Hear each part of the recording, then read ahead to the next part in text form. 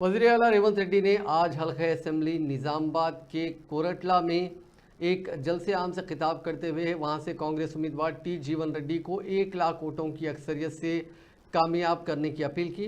उन्होंने कहा कि कांग्रेस हुकूमत अवामी फलाह व बहबूद की बहुत सारी स्कीमात पर अमल कर रही हैं। उन्होंने कहा कि जगतियाल और कोरटला असेंबली हल्कों के लिए वो 100 करोड़ रुपए मंजूर करेंगे। उन्होंने इस हल्के के बीजेपी उम्मीदवार अरविंद पर भी तनकीद की और कहा कि साबिका इंतखाबात के वक्त उन्होंने 5 दिन में हल्दी बोर्ड की तश्कील का वादा किया था, लेकिन 5 साल बाद भी ये बोर्ड कायम नहीं हुआ। उन्होंने कहा कि मरकजी हुकूमत हैदराबाद मेट्रो रेल के लिए भी बजट नहीं दे रही है। चीफ मिनिस्टर ने कहा कि इस हल्के के पार्टी उम्मीदवार जीवन रेड्डी 43 साल सियासी करियर रखते हैं, जिसके दौरान उन्होंने मुख्तलिफ हैसियतों से अवाम की खिदमत अंजाम दी। మిత్రులారా, ఇయాల మనం మెట్రో రైలు అడిగినాం, మనకేమి ఇచ్చిండ్రా అంటే గాడిద గుడ్డి ఇచ్చిరు. అదొక్కసారి ఇక్కడ ఇచ్చిరు.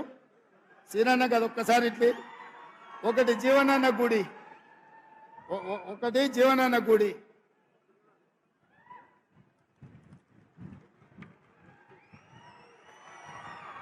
ఒక్కసారి అందరూ చూడండి.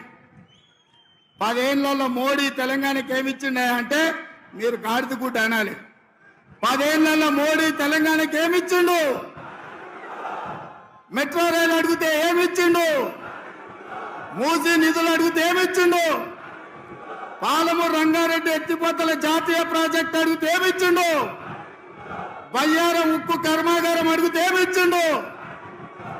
కాజీపేట రైల్వే కోచ్ ఫ్యాక్టరీ అడిగితే ఏమిచ్చిండు? ఐటీఐడిఆర్ కార్డిఆర్ అడిగితే ఏమిచ్చిండు? ఇవాళ తెలంగాణ రాష్ట్రానికి మోడీ ఏం తెచ్చిండంటే గాడిద గుడ్డు తెచ్చిండని చెప్పాలి మిత్రులారా. నిన్న మోడీ తెలంగాణకు వచ్చిండు, మనకేం తెచ్చిండు? గట్టిగా ఢిల్లీకి వినిపించాలి. నిన్న మోడీ తెలంగాణకు వచ్చిండు, మనకేం తెచ్చిండు?